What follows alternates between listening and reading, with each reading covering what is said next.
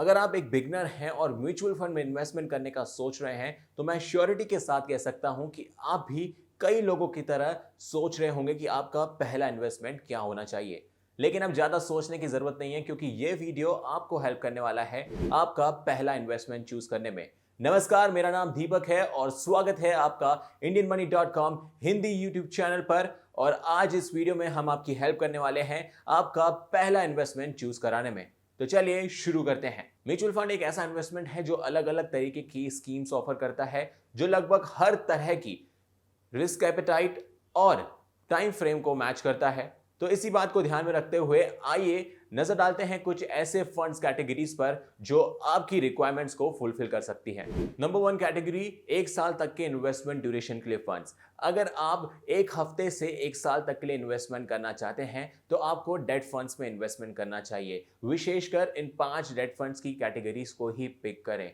Number 1 पे आता है ओवरनाइट फंड्स। ओवरनाइट फंड्स जिसमें आप सिर्फ एक हफ्ते तक का इन्वेस्टमेंट करना चाहते हैं। उसके बाद आता है लिक्विड फंड्स। इसमें आप एक हफ्ते से एक महीने तक का इन्वेस्टमेंट करना चाहते हैं। इसके बाद आता है अल्ट्रा शॉर्ट ड्यूरेशन फंड्स। इसमें एक महीने से 3 महीने तक का इन्वेस्टमेंट किया जा सकता है। इसके बाद आता है लो ड्यूरेशन फंड्स। लो ड्यूरेशन फंड्स में 3 महीने से 6 महीने तक के लिए इन्वेस्टमेंट होता है। और वहीं जो है मनी मार्केट फंड्स आखिरी में आता है, जिसमें आप 6 महीने से 1 साल तक के लिए इन्वेस्टमेंट कर सकते हैं। ये सभी स्कीम्स बैंक एफडी से आपको ज्यादा अच्छा विकल्प देती हैं, ज्यादा अच्छा रिटर्न्स देती हैं, तो ये एक बेहतर विकल्प है। सेकेंड कैटेगरी, 1 साल से 2 साल तक के investment duration funds.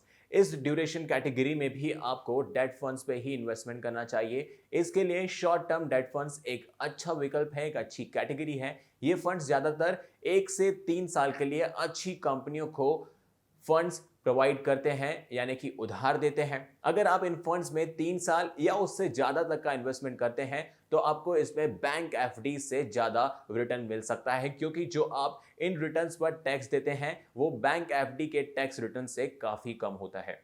Third category, 2 साल से 3 साल तक के लिए इन्वेस्टमेंट ड्यूरेशन फंड्स। इसे हम 2 सब कैटेगरीज में समझने वाले हैं। पहला, डेट फंड से आप बैंकिंग और पीएसयू को पिक कर सकते हैं। वहीं ये फंड सिर्फ बैंकिंग और पब्लिक सेक्टर कंपनीज को ही लेंड करती हैं। इन कंपनीज की क्रेडिट रेटिंग्स बहुत अच्छी होती हैं, जिस कारण रिस्क कंट्रोल में रहता है, भले ही आपका पैसा 1 या 2 साल से ज्यादा तक के लिए लेंड किया गया हो।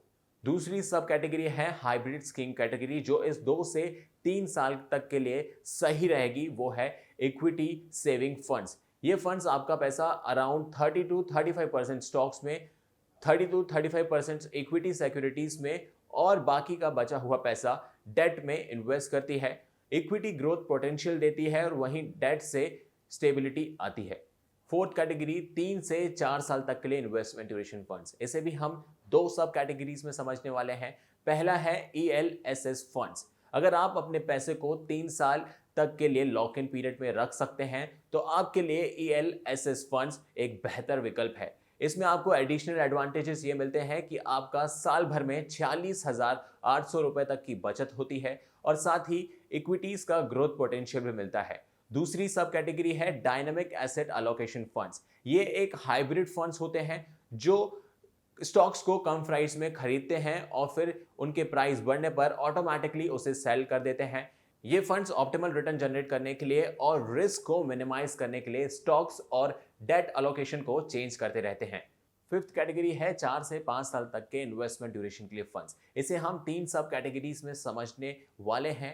पहला है एग्रेसिव हाइब्रिड इक्विटी फंड्स। अगर आप रिस्क को कंट्रोल करना चाहते हैं तो ये फंड आपके लिए एक बेहतर विकल्प हो सकता है। इसमें आपका पैसा अराउंड 65% से 80% तक इक्विटी में इन्वेस्ट किया जाता है और बाकी का बचा हुआ पैसा डेट फंड्स में इन्वेस्ट किया जाता है। अगर आप लॉन्ग टर्म इन्वेस्टमेंट की प्लानिंग कर रहे हैं तो ये एक बहुत ही बेहतर विकल्प हो सकता है।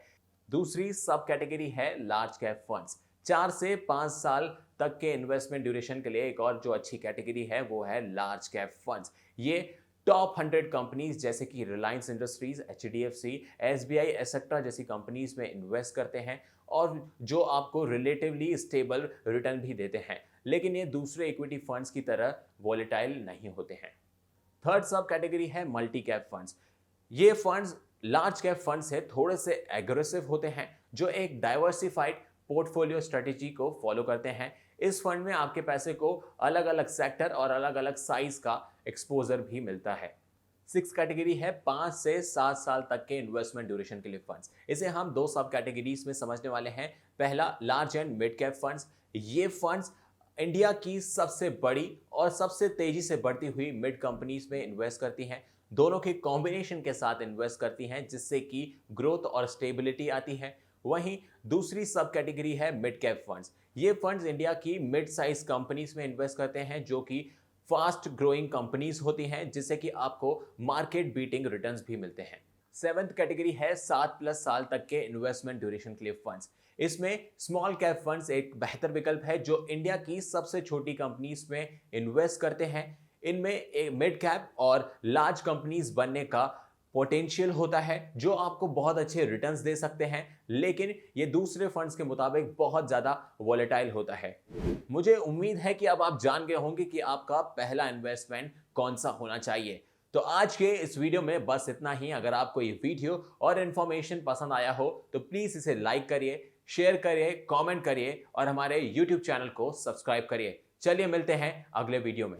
अगर आपको tax planning, fixed deposit, finance, agriculture, business या फिर लाइफस्टाइल जैसे टॉपिक्स या फिर कोर्सेज के बारे में जानकारी चाहिए, तो आप जल्दी से जाकर हमारे फाइनेंशियल फ्रीडम ऐप को डाउनलोड कर सकते हैं और इन सभी कोर्सेज से रिलेटेड जानकारी पा सकते हैं। धन्यवाद।